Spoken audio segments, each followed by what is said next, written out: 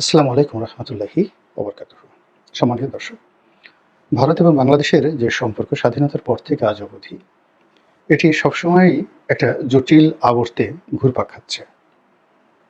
আমাদের পক্ষ থেকে আমরা খুব হম্বিতম্বি করছি। ক্ষমতায় যাওয়ার আগে ভারতের বিরোধিতা করছি এবং ক্ষমতায় যাওয়ার পর নতজানু ভারতের সঙ্গে যে নতজানু পররাষ্ট্রনীতি, সেই নীতি অনুসরণ করতে বাধ্য হচ্ছি। এখন আমরা যারা সাধারণ মানুষ, তাদের যে সেন্টিমেন্ট, এটি ভারত বিরোধী সেন্টিমেন্ট। আজকে থেকে নয়, হাজার বছর আগের থেকে। এবং এই ভারত বিরোধী সেন্টিমেন্টটিকে সাধারণত ভোটের মাঠে রাজনৈতিক দলগুলো ব্যবহার করার জন্য প্রাণান্ত চেষ্টা করে, যত সম্ভব ভারত বিরোধী গালাগাল দেওয়ার জন্য। কিন্তু যখন একটি দল মনে করে যে তার ক্ষমতায় আসার একটা পথ সুযোগ হয়েছে বা পথ তৈরি হয়েছে, তখন থেকেই তার মধ্যে এক ধরনের ভারত তোষণ নীতি শুরু হয়ে যায়। আর ক্ষমতায় বসে একেবারে ভারত যেভাবে বলে, ঠিক হুবহু সেইভাবে কাজ অতীতের সরকারগুলো করেছে। ভারতের সঙ্গে ওইভাবে বাহাস করেছে, ভারতকে রুখে দিয়েছে, ওইরকম ইতিহাস আমাদের নেই বললেই চলে। একটা দুটো ঘটনা ঘটেছে, একবার দুবার। কিন্তু যারা এই ঘটনাটা ঘটিয়েছে, সেটা সীমান্তে কোনো সামরিক কর্মকর্তা হোক, পররাষ্ট্র মন্ত্রণালয়ের কোনো ঊর্ধ্বতন কর্মকর্তা হোক, তাকে কিন্তু তার দায় পরিশোধ করতে হয়েছে। অনেকে চাকরিচ্যুত হয়েছেন, অনেকে জেলে গিয়েছেন, আরও অনেক কিছু। তো এই যে ধারাবাহিকতা, এই ধারাবাহিকতা 2024 সনের সেই নভেম্বর মাসে এসে কেমন হয়েছে। ডক্টর মোহাম্মদ ইউনূস যখন ক্ষমতায় এলেন আগস্ট মাসের পরে, তখন তার কথাবার্তা ছিল দিল্লি বিরোধী। এবং তিনি প্রথম কয়েকটি সাক্ষাৎকারে বাংলাদেশের পত্রপত্রিকার সঙ্গে, ভারতের নামকরা পত্রপত্রিকার সঙ্গে এবং কয়েকটি আন্তর্জাতিক মিডিয়া, সেখানে তিনি যে বক্তব্য দিয়েছেন, তাতে মনে হলো যে বাঙালি জাতি একজন শক্ত মেরুদণ্ডওয়ালা রাষ্ট্রনায়ক পেয়ে গেছে। এবং ডক্টর মোহাম্মদ ইউনূস সম্পর্কে আমাদের যে নস্টালজিয়া ছিল, আমাদের যে আবেগ ছিল, অনুভূতি ছিল, তার এই বক্তব্যগুলোর কারণে আমরা আনন্দ উদ্বেলিত হয়ে পড়েছিলাম যে হ্যাঁ, নেতা হওয়া দরকার এমন লোকেরই। এতকাল আপনি কোথায় ছিলেন হে বনলতা সেন? এতকাল শেখ হাসিনা আমাদের এই ক্ষতি করে গেল, এরশাদ সাহেব আমাদের এই ক্ষতি করে গেল, বঙ্গবন্ধু শেখ মুজিবুর রহমান এই ক্ষতি করে গেল, দেশের মানুষের বিক্রি করে কেবলই ভারতকে দিয়ে গেল। আর গ্রামীণ ব্যাংকের প্রতিষ্ঠাতা ডক্টর মোহাম্মদ ইউনূস, বিশ্বের এত বড় নামকরা একজন ব্যক্তিত্ব, বাংলাদেশের এই ক্ষমতায় বসার সঙ্গে সঙ্গে তিনি ভারতকে পুরো বুড়ো আঙ্গুল দেখিয়ে দিলেন এবং অন্য যে সকল কথাবার্তা বললেন, পুরো বাংলাদেশে একটা গণজাগরণ তৈরি হয়ে গেল ডক্টর মোহাম্মদ ইউনূসের পক্ষে সেই আগস্ট মাসের দ্বিতীয় সপ্তাহে।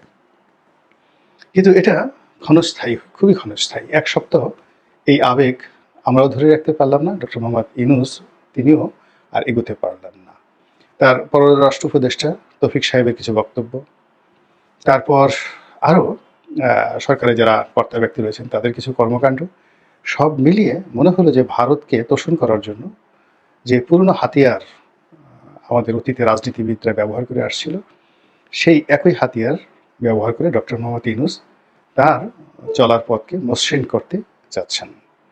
এবং তার আমরা প্রথম নমুনা সেটা আমরা দেখতে পেলাম ডক্টর মোহাম্মদ ইউনূস যখন জাতিসংঘে গেলেন। তো সেখানে সাইড লাইনে বৈঠক করলেন জো বাইডেনের সঙ্গে একেবারে নজিরবিহীনভাবে। এবং তিনি যখন জাতিসংঘের সেই অধিবেশনে গেলেন, সেখানে বিশ্বের তাবৎ বড় বড় নেতারা বলতে গেলে ডক্টর মোহাম্মদ ইউনূসের প্রতি হুমড়ি খেয়ে পড়লেন। কেউ একটা ছবি তোলার জন্য, কেউ হ্যান্ডশেক করার জন্য, কেউ কোলাকুলি করার জন্য। কিন্তু বাংলাদেশের পক্ষ থেকে চেষ্টা করা হলো নরেন্দ্র মোদীর সঙ্গে একটি বৈঠক আয়োজন করার জন্য। কিন্তু নরেন্দ্র মোদী একেবারে যাকে বলা হয় দৃঢ় প্রতিজ্ঞ, তিনি ডক্টর মোহাম্মদ ইউনূসের সঙ্গে বসবেনই না। তো এই যে জাতিসংঘ থেকে ফিরে এলেন ডক্টর মোহাম্মদ ইউনূস, এরপর থেকে তার যে ব্যক্তিগত জীবন, রাজনৈতিক জীবন, সব কিছুতেই ক্রমশ কালো মেঘের যে ছায়া, সেটি স্পষ্ট থেকে স্পষ্টতর হতে থাকলো। তিনি এরপর আরেকটি সম্মেলনে গেলেন, আজারবাইজানের রাজধানী। সেখানে যাওয়ার পর সেখানে আর তাকে নিয়ে হইচই হলো না। এমনকি বিশ্ব নেতারা যে সম্মুখ সারিতে বসেন, সেটিও তার কপালে জুটল না। এরপর তিনি বাংলাদেশে আসার পর একটার পর একটা রাজনৈতিক সংকট, প্রাকৃতিক বিপর্যয়, এরপর রাজনৈতিক অবিশ্বাস, প্রশাসনিক ব্যর্থতা এবং সরকারের বিভিন্ন প্রতিষ্ঠানের সঙ্গে একটির সঙ্গে অন্যটির হুড়োহুড়ি, মারামারি, কাটাকাটি, এরপর রাজনৈতিক দলগুলোর মধ্যে বিভেদ, বিসংবাদ, আর অন্যদিকে সেই যে ইসকন নামক একটি হিন্দু জাতীয়তাবাদী প্রতিষ্ঠান, যেটি কিনা আন্তর্জাতিকভাবে আমেরিকাতে রেজিস্টার্ড এবং আন্তর্জাতিকভাবে খুবই প্রভাবশালী একটি প্রতিষ্ঠান। এই প্রতিষ্ঠানটির সঙ্গে যে কোনো কারণে দেখা গেল ডক্টর মোহাম্মদ ইউনূসের সরকারের সম্পর্ক নষ্ট হয়ে গেল। নেপথ্যে ভারত নাকি পিনাকি ভট্টাচার্য নাকি অন্য কেউ, এটি খোঁজ করার আগেই অনেকগুলো ঘটনা ঘটে গেল।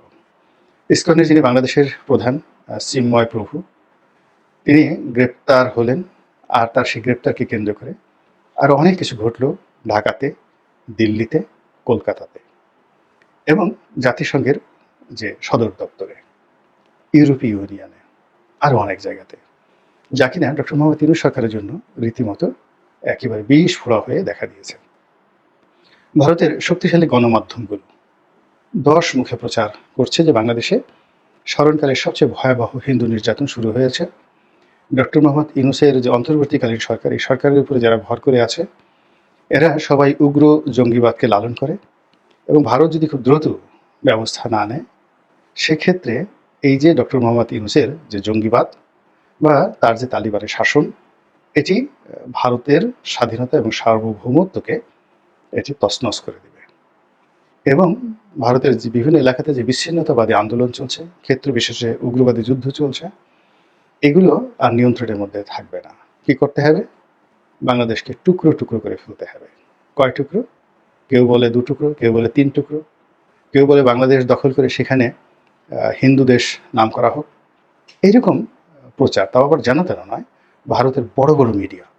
এবং আশ্চর্য ব্যাপার হলো যে ভারতের যত রাজনীতিবিদ আছেন, মুক্তমনা বলে, তারপর উদারমনা বলে পরিচিত বুদ্ধিজীবী মহল আছেন, এরপর আন্তর্জাতিক মানের যে সকল পত্রপত্রিকা রয়েছে, সেই পত্রপত্রিকা সবাই এখন বাংলাদেশের ডক্টর মোহাম্মদ ইউনূস সরকারের বিরুদ্ধে এক সুরে কথা বলছেন।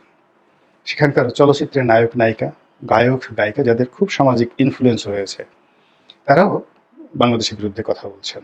আবার চলচ্চিত্র নায়ক নায়িকাদের মধ্যে যারা পার্লামেন্টে আছেন, তারা কয়েক দফা এগিয়ে বা কয়েক ধাপ এগিয়ে একেবারে ডক্টর মোহাম্মদ ইউনূসের নাম ধরে ধরে খুবই আপত্তিকর বক্তব্য তারা প্রদান করে যাচ্ছেন। অন্যদিকে যে সকল ইউটিউবার রয়েছে ভারতের, এরাও খুবই প্রভাবশালী। তারা ভয় দেখাচ্ছে বাংলাদেশকে। এই চিকেন নেক, আমাদের যে 2টো চিকেন নেক রয়েছে, শিলিগুড়ি করিডোর রয়েছে, সেটা নিয়ে যাবে। তারপর আমাদের সীমান্তের উপরে তাদের 1 ডিভিশন সৈন্য প্রস্তুত করা আছে, কামান রেডি করা আছে, এই সকল বিভিন্ন কথাবার্তা বলা হচ্ছে। এবং এর বিপরীতে আমাদের বাংলাদেশে যারা মিডিয়া আছে বা বাংলাদেশে যারা সোশ্যাল ইনফ্লুয়েন্সার আছে, তারা আসলে ওইভাবে